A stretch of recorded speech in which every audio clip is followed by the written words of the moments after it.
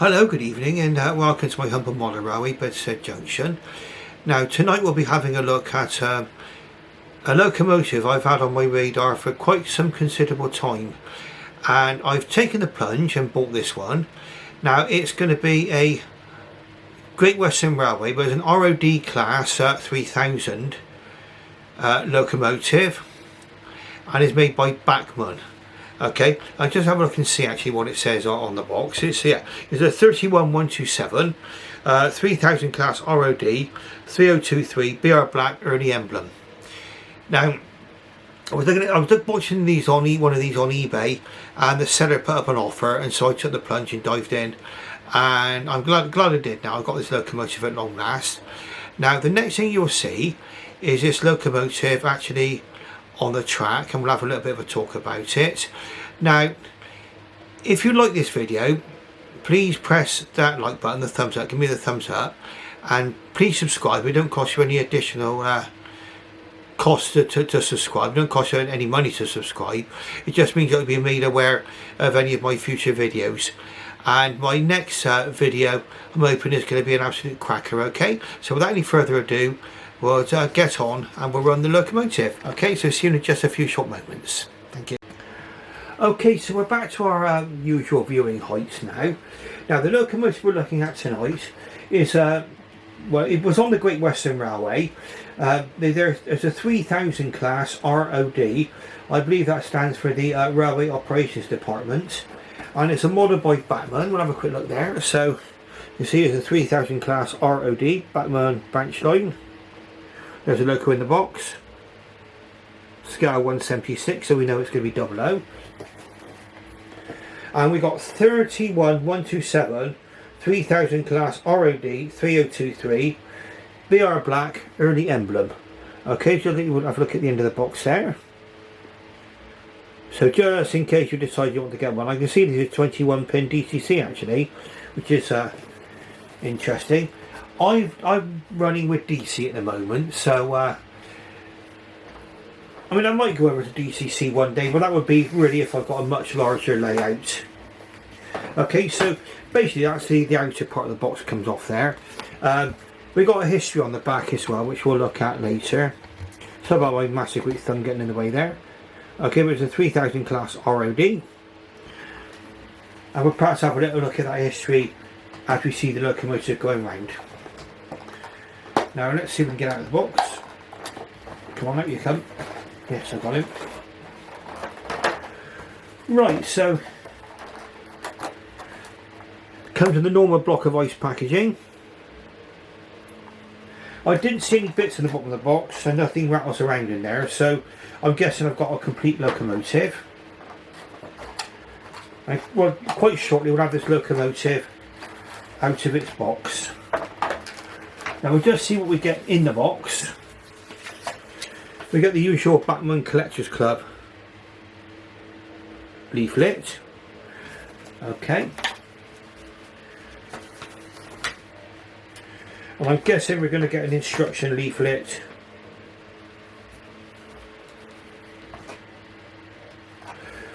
Right, so they're calling this a Bachmann Branch Line Robinson 04 class locomotive here. Now I thought this had a Great Central Railway look about it, and I'll talk about that quite shortly. This is the instruction for Robinson 04280. Yeah, I think this is probably what these were based on before they were brought into the Railways Operating Department. We'll go into why that was brought back. There's the usual exploded diagram there. It looks like we got it was DCC 21 pin ready, so it's not a split chassis locomotive. And that's a parts list there. It's got all the different parts. It's surprising actually what parts you can still get on the Bachmann website. I managed to save one of my small prairie tanks, able to get parts in there. Now let's have a look. Now we'll get this one out of the box. Oh, lovely. Oh, it looks of business. Okie dokie.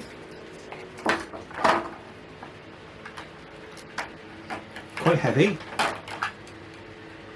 Remove the coal load.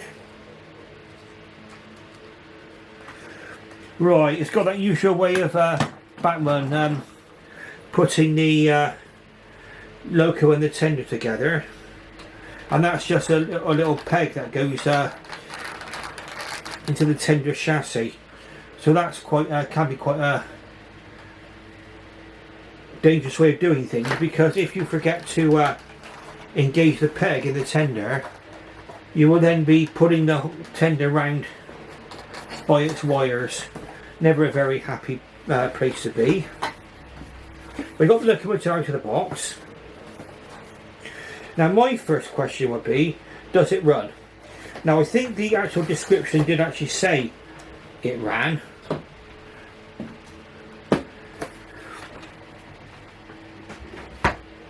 If you buy a locomotive and it says, oh, it's in perfect condition, oh, it's this and that, it's pristine and everything else, well, yes, it might well be, but the piece of information you want to know as well, just important as anything else, is does it work, does it run?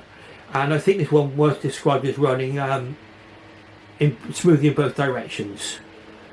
Okay, now this is an ROD, Railway Operations Department locomotive, and it's a 280 as far as it's a 280.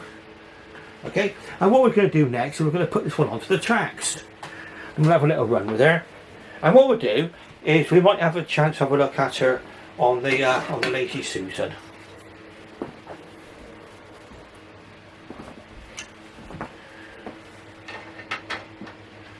Right, so let's pick this one up carefully, make sure that tender dual bar is still engaged. Let's see if we can get her down onto the track. Right, that sounded promising. Now I've already tried a locomotive around the track, so I know that my railway is more or less connected up correctly. Okay, we'll zoom in ever so slightly, have a look at her, and let's put her into forward. Right, okay, I'm a bit of a cock up here. Please forgive me, it's getting a bit late. It's 20 to 10. I think I've just forgotten to change your points. And let's have a quick look. See if we can recover from this slight railway disaster. Okay, that looks fine. Yep, that looks good. Okay, let's see if we can get something going now. Right, so we know it runs backwards, okay? Just saw it running backwards.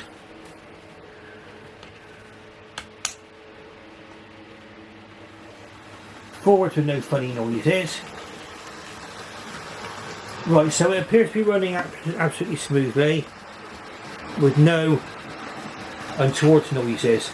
Just went over a set of points there perfectly well. Now I'm looking at this locomotive going round. Okay, it's all black, so obviously it's difficult to pick out detail as it goes round. Do I like black locomotives? Yes, I do. I've got the black, I think it's Hinton Manor. I bought the Dapole in black, or BR Early Crest. And I know, I think there's something quite smart about it. Well, this one's the BR Early Crest.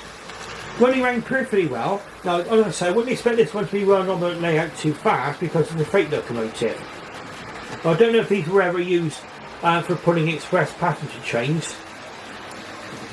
Certainly on some railways, even the Great Western Railway, I believe that sometimes they actually put freight locomotives into action on busy summer Saturdays as required, especially on the hilly parts. Brief history of the 3000 class ROD. It's quite actually brief, so we'll go through it. Pardon me.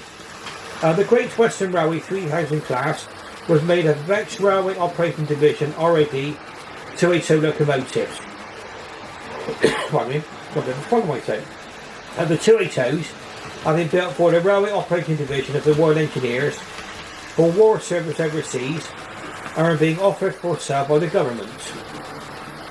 Several ROD locomotives were loaned by the GWR during the First World War, but these were later returned to the government when the war ended. In May 1919, the Great Western Railway decided to purchase 20 RODs, and these were numbered 3000 to 19. So there are 84 more were hired in July 1919 and numbered 3020 to 99 and 6000 to 3, 6000 to 6003, but were returned by October 1922. The Great Western Railway bought a further 80 locomotives in 1925 and numbered then 3020 to 3099. However, after only a few months, all 80 were withdrawn. The company decided that 30 of the best examples should be completely overhauled and fitted with copper fireboxes, while the other 50 should be patched up and scrapped when major repairs become necessary. When they passed into British Railways Western Region ownership, the class received further minor detail changes, with all having replacement smokebox doors and shorter chimneys. None of the RODs have survived into preservation. So you won't be able to go on one of your, I'll just say for example your West Somerset Railway or Severn Valley Railway. I see an example of one of these, because none of these find their way into preservation. Now, this, a lot of it to do with, I mean, if they were withdrawn before the actual withdrawal of steam, then they would have been unlikely to have ended up in the scrapyard at Barry, by Woodham's, the Woodham scrapyard at Barry, and that's where a lot of locomotives were rescued from. Now, watching this locomotive go round, it's got a resemblance to other 280 locomotives. I mean, well, let's have a look and compare. What I'm going to do is that when I get a chance, I'm going to have a 280 running session. Now, I believe that was asked for by Kelly Ashford Trains. Okay, so if somebody actually requests or actually have a particular running session, and I've got the rolling stock or the locomotives at least to do a running session, I will do that for you. So if there's anything that you'd like to see, please put that in the comment section for me. Now this locomotive, like I say, looks absolutely splendid going around the track. We're a little bit late into the evening. One of the things I had to do when I went across to pick up this locomotive, I picked this up. There's a collection point in an Argos about sort of 4 miles away from where I live, and that's why I went to pick this up. I find it easier than having to wait in for parcels to arrive. I also bought these curtains. You can see the back of there. Probably before you noticed I had blue curtains. Well, now I've got these grey curtains, and I bought new nets as well. Now the old curtains were literally falling to bits. So that's it. If you notice that change in the backdrop, yes, the backdrop has changed somewhat. So got the bedstead, of course, where we call Bedstead Junction, or the headboard at least. Right, so we've got a lovely locomotive going around the track here. One thing I've noticed that this the reversing gear is on the right hand side, and yes, Great Western Railway locomotives tend to be right hand drive. LMS tends to be left hand drive.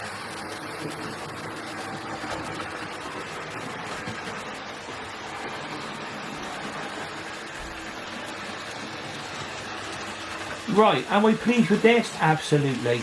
No bits fell off as far as I'm aware. Everything appears to be presently correct on this model. It's got a decorated cab as well, which I'll have a look at later. And what a lovely smooth runner. I mean, I will be oiling this. I can't hear it making any untoward noises, but I will give this a little service, like a little oiling around all the little combos and everything else, before we do a long term running session. But what I might do tonight is make this as an excuse for a running in session. Maybe give a half hour running one way, half hour running the other. We'll do that later on once we've finished this video.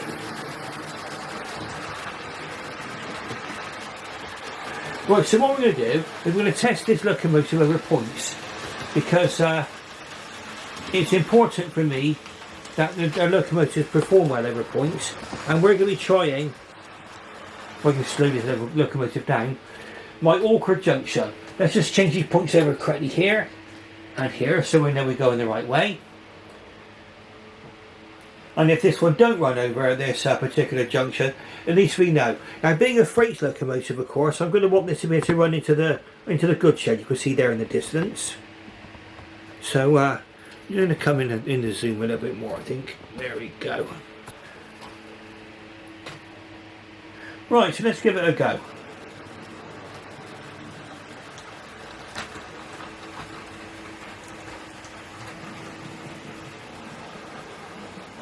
Well, it didn't seem to have any problem with that, did it? Sounded okay. Let's see what it's like in reverse.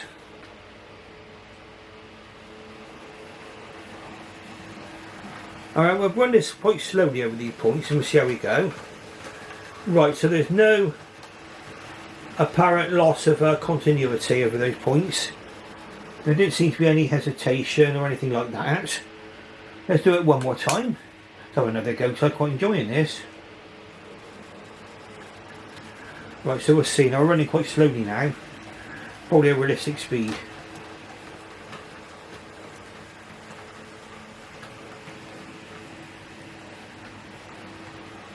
For me at least anyway. Right, okay. Very, very nice. Very nice.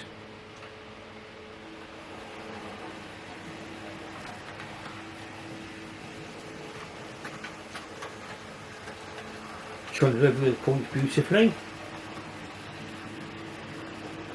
Nothing wrong with that.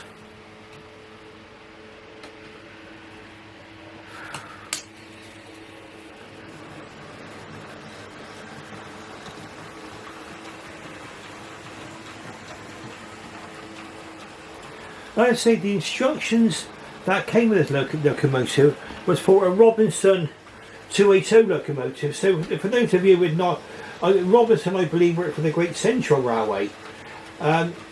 This might be originally a Great Central Railway design.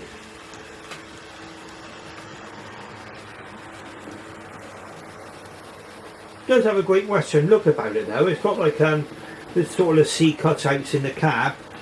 Similar to a Churchward design locomotive.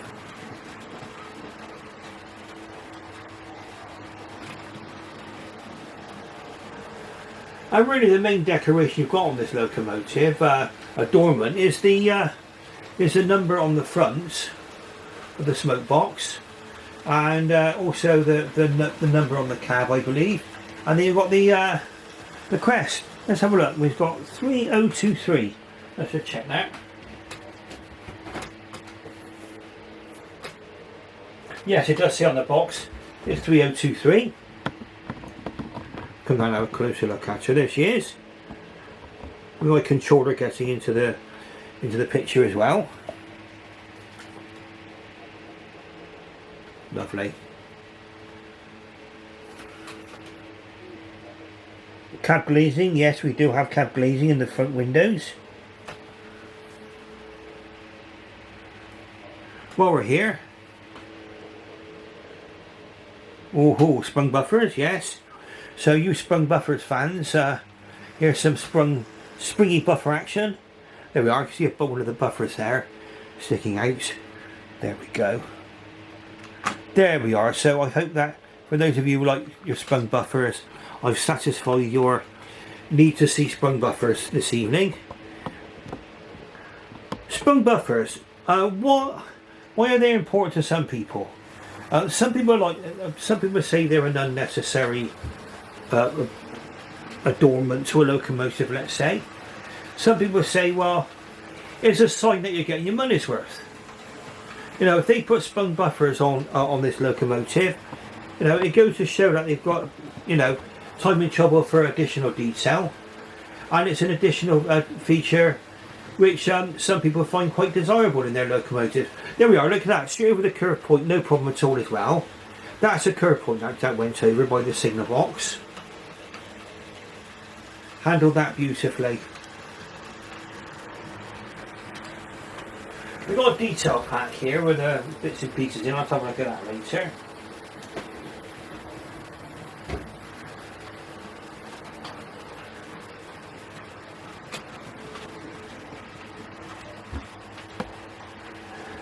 Well, so I think what we're going to do now is we're going to bring this locomotive round closer to me.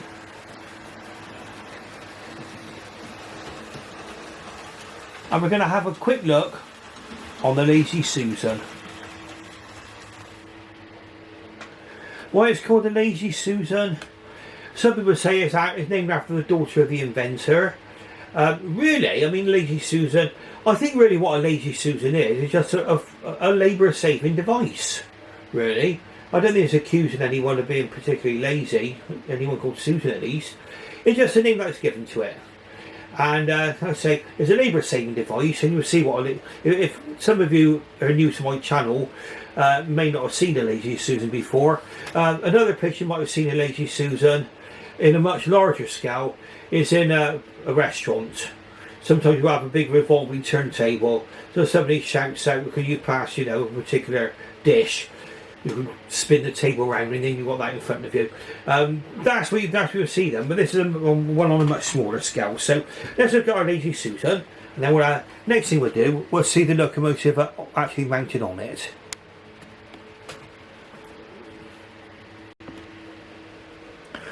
Right, so before we start, I will actually mention, sorry if you can hear a bit of a buzzing noise in the background, that's a fan I've got going. It's hot up here, I mean it really is. I think the temperature was about 80 degrees in old money, so getting quite high up here, which I think a lot of us are. It's nothing like, of course, what people are having to endure in Europe, on the European mainland at the moment, and my thoughts go out to them. Having to live in those high temperatures. But let's get back to this lovely locomotive. Now, this is the ROD 3000 class. What a lovely locomotive. You see it's all in black, so obviously you're going to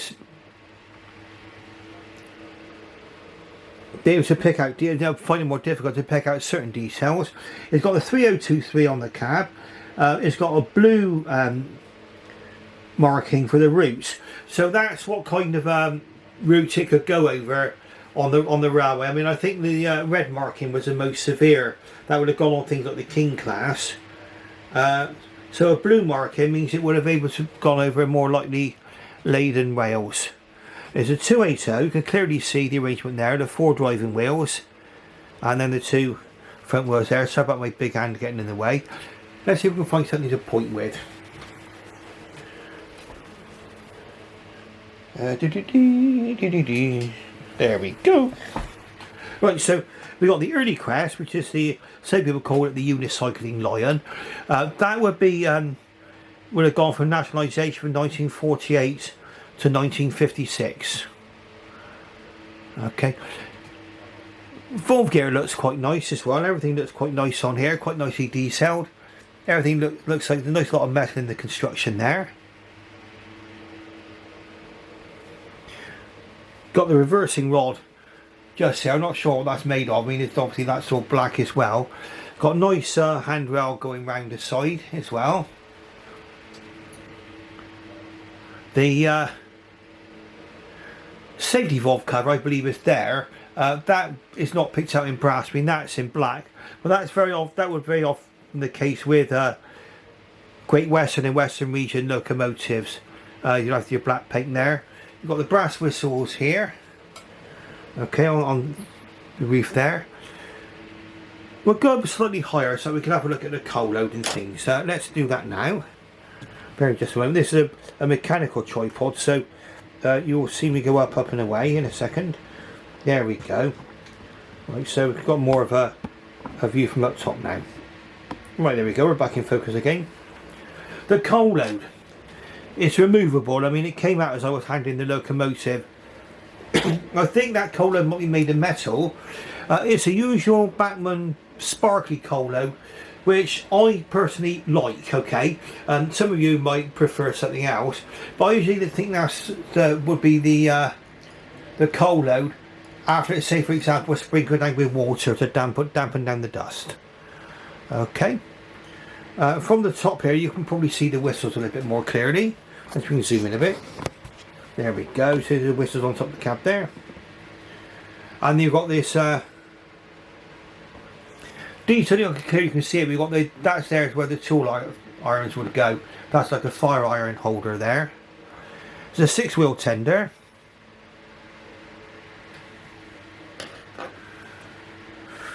Let's turn and go round to the front.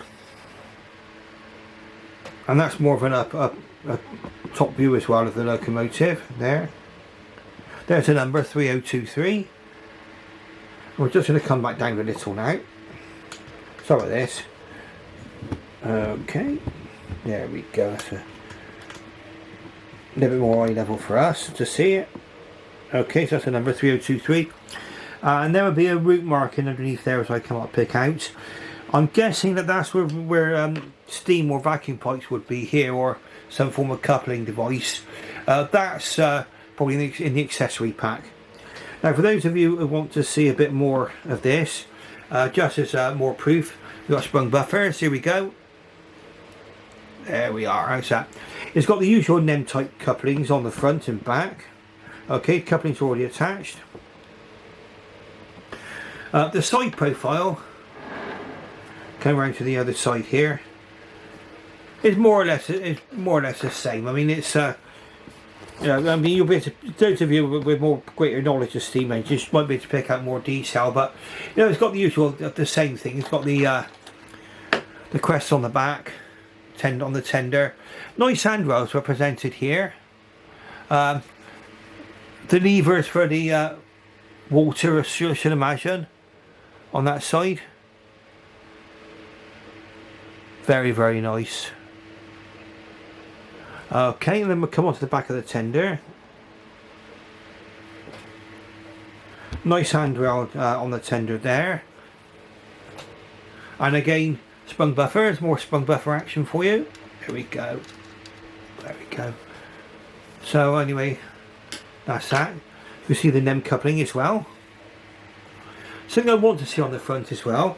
Yes, we do have a separately fitted smoke box dart. You can see that there, but it's perfectly intact as well. Perfectly intact, fully detailed there. And this locomotive appears to be in pristine condition.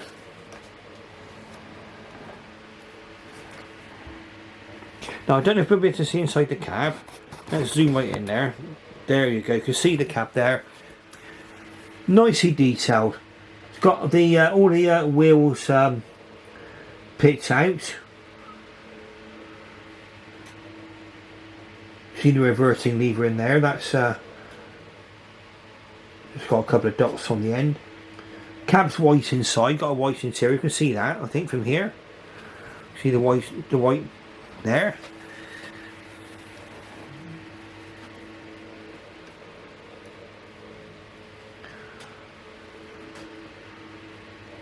All in all, very nice model. Show off that cab a bit more there. Beautiful. Right, so I hope you've enjoyed watching this review of the well, my first unboxing really of this 3000 class. Like I say, it's been on my radar for quite some time, and I decided to just dive in and take the plunge.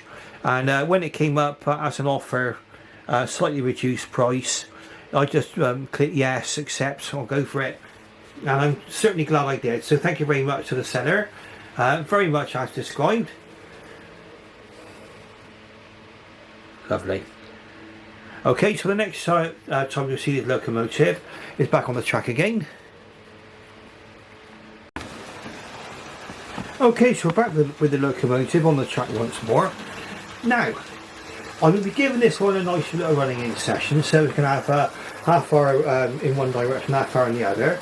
Now it's 10:10 in the evening, so again, any of you who will be seeing this video tonight are going to be probably like a night owl, very much like I am. Okay, now if you like what you've seen, please press that like button. It helps the channel. And if you've never subscribed to the channel before and you want to subscribe, please subscribe. Subscribing does not cost a subscription fee or anything like that. For those of you who, you know, need to know that, it's totally free. It's all that will be happening is that you'll be made aware of future videos which I will be making and coming out and releasing. And there will be a video coming out shortly. I don't know when I'll probably be doing this, probably sometime over the weekend, which is going to be a mega 280 running session. Now I'm hoping to include this locomotive, which is going to be pulling a freight. I'm going to have the Somerset in Dorset 7F. I'm going to have the LMS 280 8F. I'm also going to have the GWR 280 as well. And those, a couple of those locomotives got quite some quite good, nice little surprises with them, for those of you who have not seen them before. Now, from what I'm going to say is, for those of you who stuck with me right to the end, thank you very, very much for watching. And I should bid you farewell and good night.